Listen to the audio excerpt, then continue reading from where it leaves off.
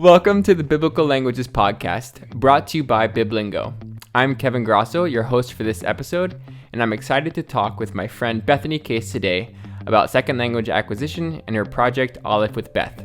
Welcome to the show, Bethany. Thanks so much for having me, Kevin.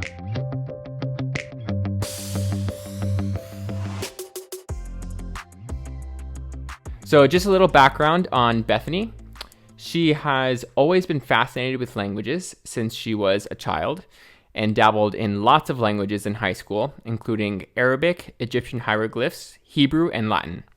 Her interests led her to study abroad in Japan for a minor in Japanese, do research on the Colombian language, Imberacatio, which I probably just butchered the pronunciation of, and get a master's of linguistics from the University of North Dakota. She served for 4 years in Colombia, teaching future missionaries second language acquisition and phonetics, and then studied Hebrew at the Jerusalem Center for Bible Translators. Now she is working on a PhD in Biblical Hebrew through the University of the Free State in South Africa. She and her husband Andrew live in Mexico, where they serve Bible translators through consulting and Hebrew training and run the YouTube channel Aleph with Beth. So I think after reading that description, my first question is, how good is your Egyptian? Yeah, not so good. That was many, many years ago. I was like, should I even mention that? Because I've forgotten most of that by now. Well, but I still love the little hieroglyphs, having drawn all those little owls and birds and stuff. Yeah, I've been meaning to get back into it someday when I have time, because especially now that I have more Hebrew and I have more Semitic background, it'll be really interesting to start seeing the connections. So one of these days, when I have time. Yeah, that's a constant refrain in my life as well. Mm-hmm. So the first question, other than the Egyptian, is what is Aleph with Beth? For those who haven't heard of it, what is this YouTube channel Aleph with Beth all about? Yeah, so it's meant to be a free online course so that anyone in the world can start to get biblical Hebrew knowledge and input. So it's taught in only biblical Hebrew. It's a series of videos, and I'm not using any language besides biblical Hebrew. We're using lots of images and videos to show the meaning of the words that we're teaching. And the idea is to teach anyone in the world who wants to learn biblical Hebrew through biblical Hebrew, so that that's freely available for anyone who has internet access. Well, as anyone who knows Biblingo knows, that's a laudable goal in my view. So why did you start it to begin with? Well, we have a strong belief that biblical Hebrew is really important for two things. One, for Bible translators.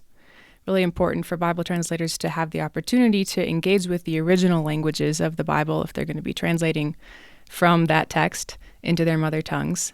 And then also just for the life of the church, for discipleship, for responsible handling of the Word of God. It's really important for the global church to have access to biblical languages training, for them to have the opportunity for that. And so we've seen that there's kind of a dearth of easy ways for people to get that training that we think is really important, especially in countries where they don't have the resources to travel to Israel, for example, or it's difficult to take an online course that's going to charge them a bunch of money. So we started this because we were planning to teach biblical Hebrew to translators here in Mexico, where we live, and then realized that the logistics of getting them all into one place in person was a little difficult. And we thought, well, maybe we can move this format online, and then we can actually expand that and make it available to the whole world. And so that's kind of how the idea was birthed. Awesome. So can you kind of like walk us through like what a lesson is like? Yeah, I mean, it changes as we get more and more complex. At the beginning, we start out with just some objects. We're showing a toy or an image on the screen and saying, what is this? This is, and introducing a new vocab word. So the idea is to get people started hearing Hebrew, to start just comprehending little by little. And then we slowly add vocab, we slowly add grammar points until the lessons we're working with now, we just published lesson 49. We're going through some simple Bible verses that they now have all the vocabulary that they need to understand. So the idea is to give a gradual incline of complexity, and as people are watching the lessons in order, they're slowly gaining vocabulary. So we might introduce it could be as little as 2 vocab words or as many as maybe 10 new words in a lesson. And we're doing that through lots of visuals, using the words in different contexts, maybe acting some things out to use the words. Between the two of us, we'll have a little conversation so that you can get the idea of what this word means in a context. And then maybe have a few Bible verses where it's used that you can understand so that you start to get more context. So that's the idea, teaching vocabulary and grammar in a context of story or visuals or a Bible verse that you're familiar with. Yeah, so that sounds great. And I think one initial question for people that aren't as familiar with the communicative approach would just be, so obviously your background, you have a master's in linguistics from University of North Dakota, where we actually studied together unknowingly. Right, exactly. So what sort of theories are informing your your curriculum, and how is that different than the traditional way that people learn Hebrew in, say, seminary? Yeah, so I'd say the main research that's the background of the approach that we've taken is the research by Dr. Stephen Krashen. He is a proponent of comprehensible input. So basically the idea that one learns a language from getting input at a simple enough level that you can understand and then slowly grow by slowly increasing the complexity of that input. But he believes that explicit grammar teaching is not really, that the research has shown that it's not really that important for acquiring the language. So he makes a distinction between learning the language, learning about it, learning the structures in a sort of conscious way versus acquiring it where you're kind of unconsciously just growing in your ability to comprehend and function in that language. And so he is one of the main underlying theoretical backgrounds, I guess, for the methodology that we've chosen. And then also Greg Thompson is another big influence because I studied with him at the University of North Dakota. And so I learned a lot about their method, which is called the growing participator approach, which is very similar. I think they based a lot of their methodology on Thompson as well, but not so much focused on learning the ins and outs of the grammar through a textbook or something like that, but very much slowly designing contexts in which you can understand the language. So trying to spend as much time in the language itself, the target language, as possible, and then just creating contexts in which it's going to be simple enough for you to understand, and then slowly working up in complexity till you're functioning in the language. Yeah, I think that distinction between learning the language or learning about the language and acquiring the language is just so crucial because, right. Really even for a native speaker, most people don't know anything about their language. If you ask them a grammar question, they're like, I don't know. Most people have no idea. Yeah, it's only nerds like us that exactly. get to do that. So I guess one of the big questions then are what do you think are the benefits of learning Biblical Hebrew communicatively? Obviously, there's a long tradition of learning it with the grammar translation method, and we kind of know the benefits and the drawbacks to those, but or to that method. So what do you think we gain by learning it this way? Yeah, I would just to finish answering your previous question too, because I didn't touch on how that's really different from what's normally taught in seminaries. And even a lot of modern languages are taught this way, where you cover a grammar point, you discuss it in your native language, and then you maybe do a little dialogue or something. In biblical languages, even that much, you don't usually speak it that much in a biblical language class. You're usually translating a sentence one way or the other, either from English into Greek or from Greek into English or something like that. And so it's very much focused, obviously, on the rules of the grammar, and you're kind of decoding into English what you see in the Hebrew or Greek. And so you'll have chapters with lots of rules that you have to remember and then apply once you get to the text in order to decode it properly. Mm-hmm. And I think that a lot of people are really used to learning that way because we've been doing it for so long, and so they feel comfortable with that. They feel in control because they've got the rule right there and they can refer to it. And maybe that's just what they're used to and they feel comfortable with that. But what I think some of the benefits to a more communicative approach is that you're getting that language information into your brain in the language slot, the place in your brain where you're used to using a language. So I think it's hard for people who haven't learned to speak a second language fluently to maybe fully understand that distinction. But you realize once you've gone through the process of acquiring a second language to the point where you can speak it fluently without a lot of difficulty, you realize that your brain is not functioning the way it functions when you're studying a Hebrew textbook. Yeah. Your brain is functioning at a different subconscious level than you are when you're translating a Greek sentence, looking back at all the rules in the textbook. So once you have that real world experience, I think the difference becomes more clear to you. Oh yeah, acquiring is different than just studying the rules. And I think that when you have a chance to really acquire a language like Hebrew or a biblical language, that changes the way that you come to the text because you're no longer decoding it for every detail. You're able to read at a level that's more focused on comprehension and understanding quicker and not so focused in on every minute detail that you have to step back and then piece together everything that you just did. If you're decoding, is the way that I think of that sort of more traditional approach, you're looking at every minute detail, you're parsing every verb, you're thinking, okay, what does this all mean? And then you have to step back and you have to look at it in your mother tongue before you understand it. But if you've got a process where you can actually acquire that language, you've understood it just from listening, just from reading it. You've understood the full idea. You don't have to then translate it or somehow make it easier for yourself in order to comprehend it. So that's one huge benefit, I think, to an approach that helps you acquire the language, is you're really understanding the language better. In the end, you're not having to filter it back through your mother tongue in order to figure it out.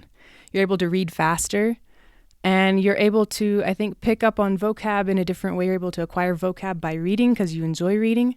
It's much more enjoyable to stay in the text if you're just comprehending it and not decoding it the whole time.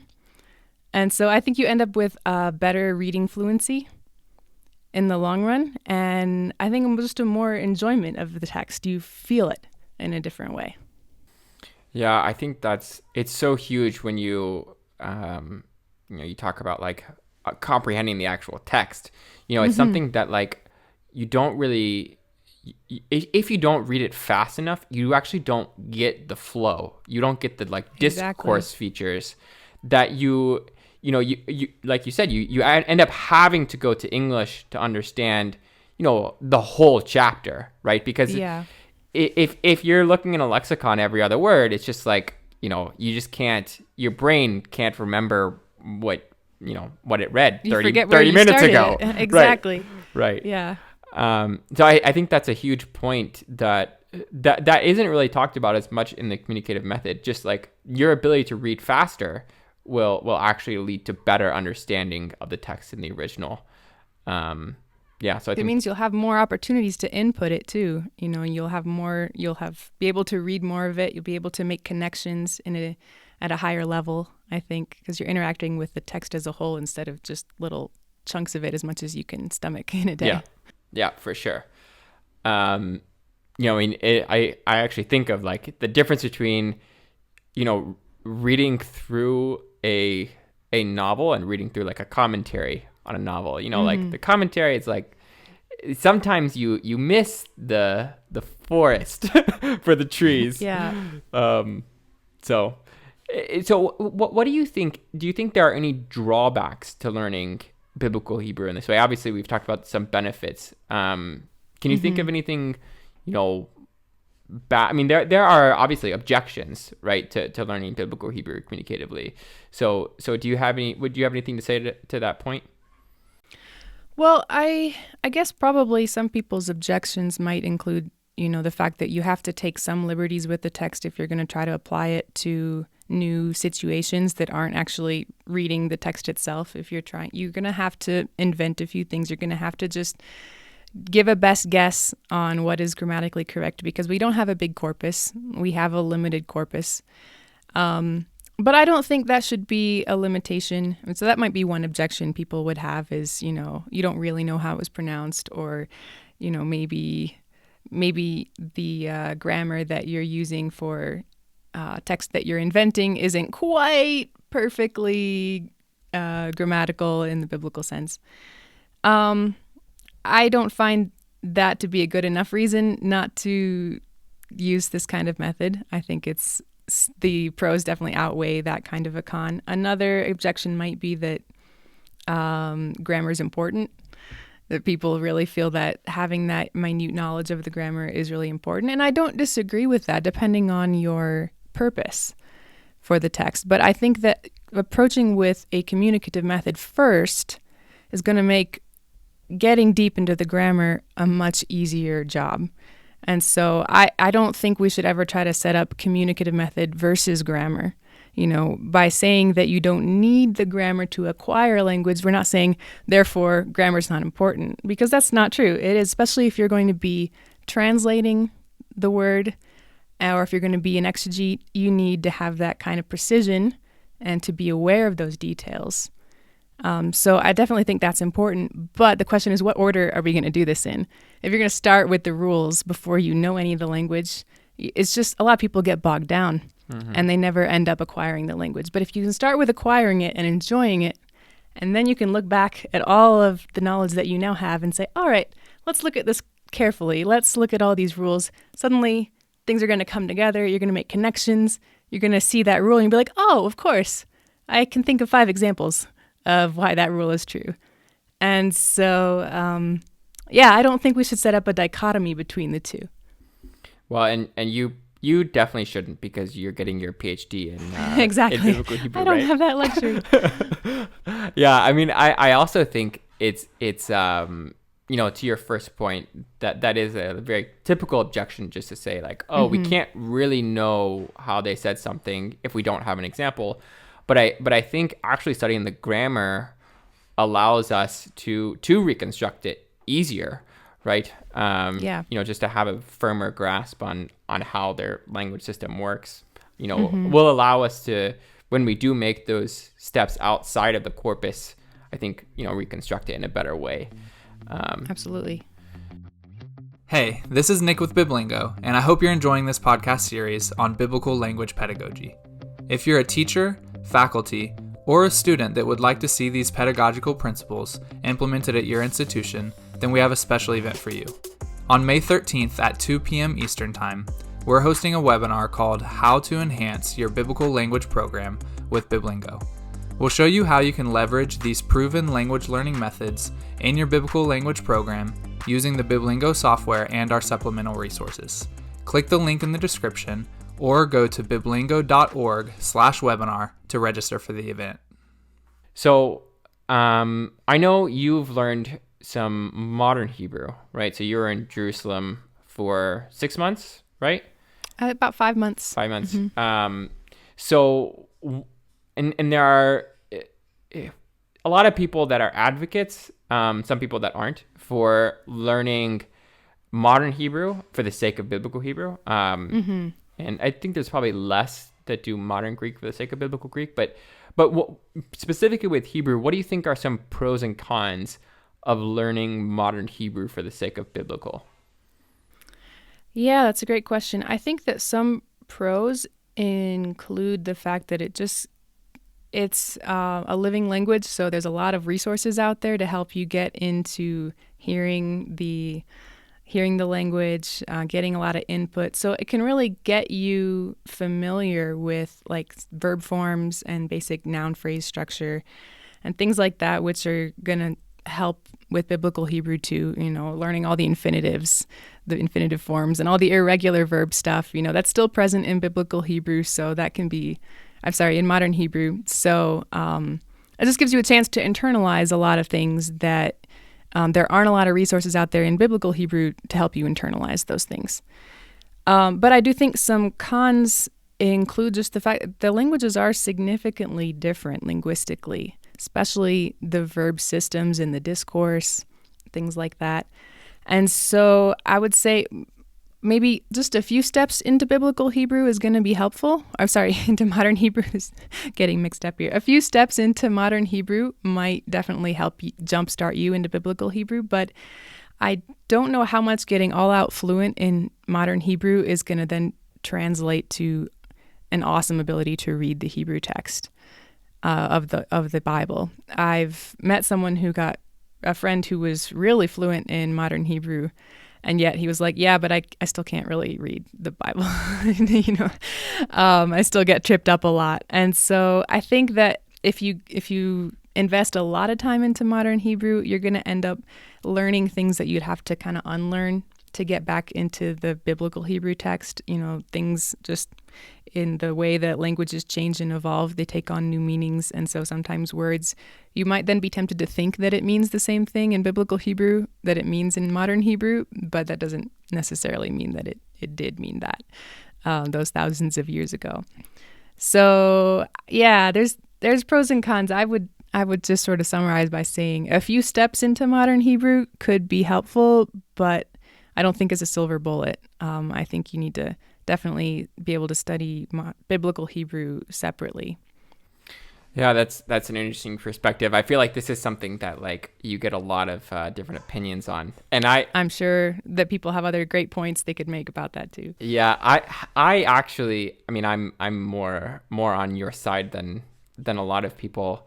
I have so many, I'm surrounded by Israelis, right? I live in Israel, and I have professors that have told me linguistic professors that have said I'm illiterate when it comes to the Bible, and they're exaggerating, but sure. But still, you do you're okay, you grew up speaking, you're a fluent, native modern Hebrew speaker, and you're saying I can't understand it, and yeah, and I don't think that's that doesn't mean that like I said, I think they're exaggerating. But I do think it's important to notice that there are legitimate differences. And if you want to get good at Biblical Hebrew, you have to study it on its own, at least, to some degree. So yeah, go ahead. Yeah, I think especially when we're talking about discourse level things, if you are really used to speaking modern Hebrew and modern Hebrew discourse, which is really influenced by Indo-European languages, then when you're going to go try to speak Biblical Hebrew, you're going to unconsciously probably project a lot of that discourse level structure onto the Biblical Hebrew. And so if you don't have that, you get to start fresh and really try to look at Biblical Hebrew for what it is. But if you come kind of with this pre idea of what Hebrew discourse looks like, I think it's going to be hard to unlearn that kind of habit. Yeah. At that higher level of discourse. Yeah, for sure. And I can speak from my own experience. I take classes in modern Hebrew, but I took, I did a significant amount of spoken Biblical Hebrew. But even when I go to speak Biblical Hebrew now, I have to turn off my modern Hebrew brain, and it's pretty difficult because I'm in modern Hebrew all the time, and there are there's significant enough differences to where they're also close enough actually to where it's easy to get confused. And I think that's part of the problem is they're almost, in some ways they're almost too close, but they're close enough to get confused, but they're not close enough to mean the same thing. So right, exactly. It's definitely a problem. Yeah. I think we experienced the same thing between Spanish and Portuguese. I speak Spanish fluently, and yet I'm trying to learn Portuguese. But I know if I go to try to speak Portuguese, I'm going to have tons of Spanishisms in there that because they're so close that you fill in the blank with what you think you assume should be there. But you may not be right. You may choose the totally wrong verb. Right. So. And then you get one of those embarrassing, I'm learning a language. Yeah, mistakes. Sorry. It's all Spanish I was importing. Yeah. Great. So, so next, what kind of material do you think, obviously you're developing all this material for the, the biblical language market. What do you think we need still and why? I mean, obviously you're doing the more like communicative stuff and we are as well at Biblingo. What do you think as a field we could benefit from? I think the number one thing would be a library of material to read that is simpler than the biblical text. I think that's the huge need. I think for probably both Hebrew and Greek, both biblical languages, we have just a dearth of literature to work up for. If you were to take a Spanish class or a French class or even a Chinese class, they'll have a bunch of graded material all right, here's some easy story for you to read, and then we're going to work up and you're going to read intermediate children's books and stuff like that. But we just don't have that kind of wide corpus. I think there's a few things out there, but not to the level of, because to acquire a language through a communicative, through a comprehensible input methodology, you need just a ton of input. And that's what we're lacking. That's what students have trouble finding, is just that kind of ocean of input that they can draw on that's going to keep them interested, that's going to keep them engaged at their level or at a level that they can access. And so what we would love to see would be just lots of simple stories. Now that gets complicated, obviously, for a language that is an ancient language, and we have to do really careful linguistic studies if we're going to write new things to make sure that we are following the rules, and I'm all for being really careful about that as a linguist. So it's not like just anyone can do that. It takes a lot of work to really carefully craft a simple story that doesn't go against what we find in the biblical text. So it's not an easy task, but I think that's what we really need to see. More videos and media in biblical Hebrew at an easy level, more stories to read that are interesting at an intermediate or beginner level. I think that would be the number one need. Yeah, that's definitely a huge need. I have a 7-month-old, and I have been, you just read him stories or whatever, and you realize like very, very quickly how advanced the biblical texts are. It's because they're very advanced. I mean, even John in Greek, which is like possibly the easiest, just, like lowest level linguistically, like input you can get from either Greek or Hebrew. It's still just like, it's just way, way too hard. Like you really should be understanding 98% of what you read, like if you're, when you read something in your native language, like that's what you do. Like you read things you understand, just there might be a sentence or two that you're like, oh, I don't know what you mean by that. But yeah, so I think that's huge. So you should get to, we should get to writing on those. Yeah, we actually made a video inviting people to join us and create this kind of material if they're Hebrew teachers and people out there who want to contribute their illustrations to help, to create a team of people who are creating a body of literature, because that would be so helpful to teachers everywhere. Yeah. If we had that kind of a thing available and accessible online, because if it's just published in the U.S., well, most people out there in the world will never be able to get a copy of it, so for sure. If we can make that happen, it would be a huge boost for Hebrew students everywhere. Yeah, for sure. So along those same lines, okay, so that would be, guess for the language market in general. I know there's a lot of people that struggle with this sort of like intermediate stage. Do you think, once you are good enough to where you can like read the text, but you're still, you struggle every now and then. Do you think there's any other kind of material specifically for that stage that would be helpful for people? Well, I've personally found using Reader's Edition Bibles really helpful. So those are editions of the Hebrew Bible that footnote uncommon vocabulary, so that if you run across a word that you can't make sense of or you've never seen before, you don't have to consult a lexicon. You can just look at the bottom of the page and move on and keep reading and get more input and not take up too much time. So I personally found those really helpful once I had gotten to a solid intermediate level where most of the grammar wasn't an issue and it was just vocabulary that I had to, new vocabulary or rare vocabulary that I had to overcome in my reading.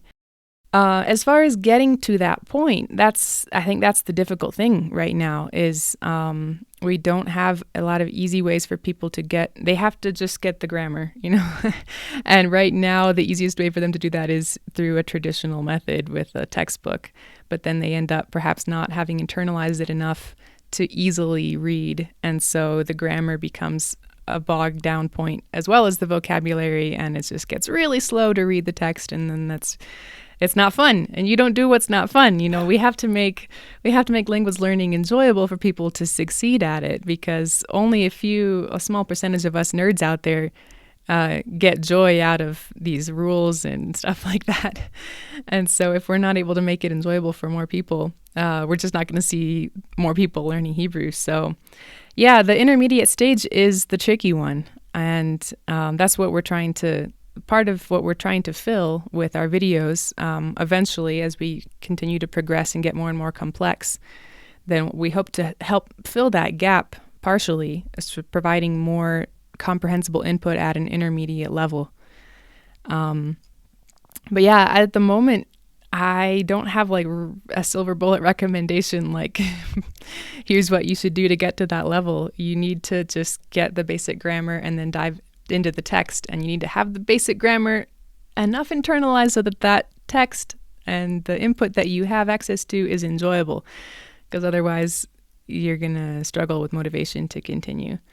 So yeah, I think that's a huge point. Like I think I had a friend one time that said that he had studied second language acquisition a lot, and he just said that one of the biggest things with learning a language is just sustaining motivation.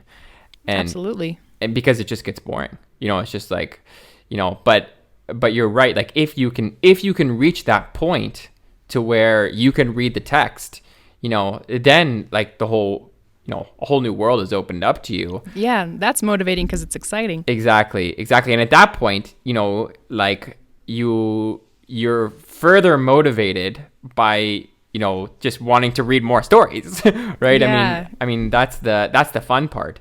But it's getting there that's tough.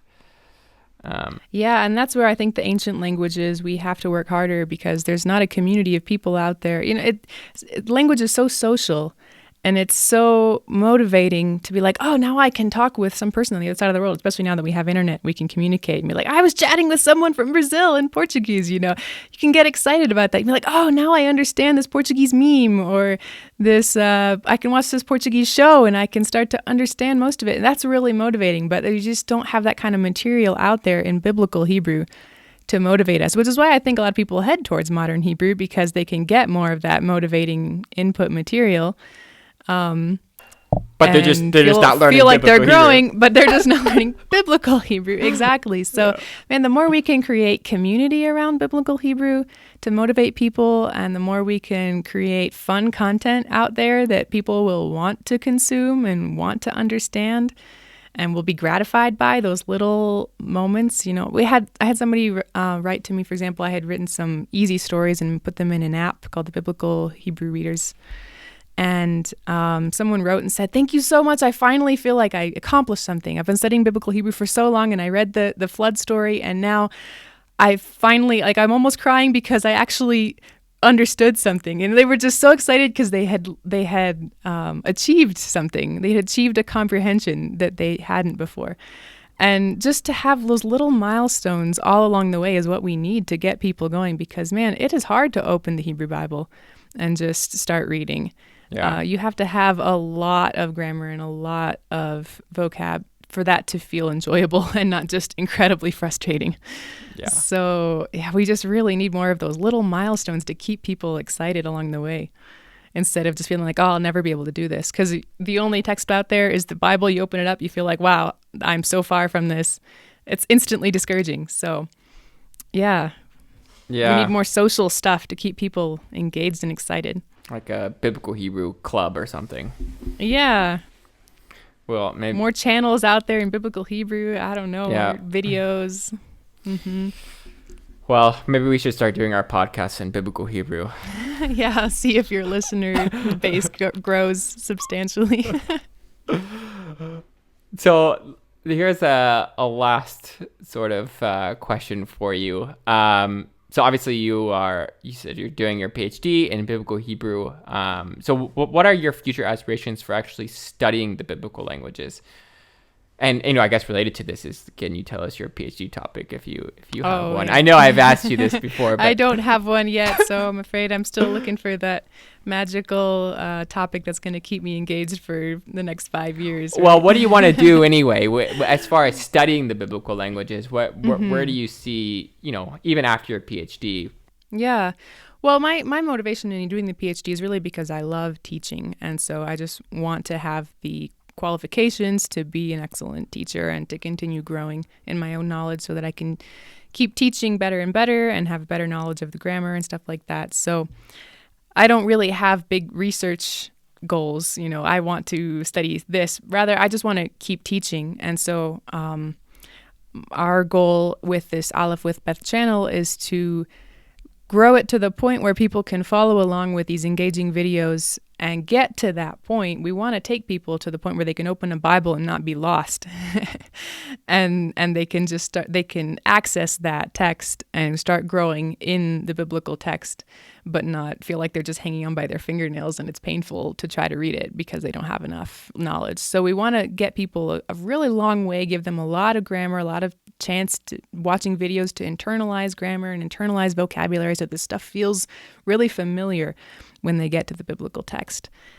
And we'd love to keep making more story videos, write simple stories, write illustrated stories. We've talked about the idea of, writing a short novel in biblical Hebrew or something, like, a mystery or some adventure novel or something. It's a real challenge because of the limits of the corpus. Yeah. It's a real challenge to translate anything modern into biblical Hebrew, for example. Like a lot of times the Latin community or the Greek community, they have a much bigger corpus. So they do a lot of fun stuff with translating Harry Potter into Latin or whatever, That gets to be a real challenge in biblical Hebrew because of the limitations, but we'd love to see what we can do, to create kind of intermediate, engaging materials. So that's my goal. I feel like that's my calling, is to help fill up this gap and make learning Hebrew more fun, more engaging, more exciting, more accessible for people all around the world. So that is our goal and our joy. Yeah, well, I think that's an awesome aspiration for studying the biblical languages. At the end of the day, not everyone has to get their PhD in Hebrew. Not everyone should. Mm-hmm. In fact, the vast majority of people shouldn't do that. But there are some people that need to, and then to pass that knowledge on in a way that's consumable is just it's just huge, because a lot of people will get their PhD, but then their knowledge doesn't get transferred. Right. Yeah. So I think that's awesome. So that's all we have time for on this episode of the Biblical Languages podcast. So thank you, Bethany, for joining us. Thank you so much. It was a pleasure. Yep. And thank you to all of our listeners out there who have taken the time to listen to the Biblical Languages podcast, brought to you by Biblingo. We hope you enjoyed the episode.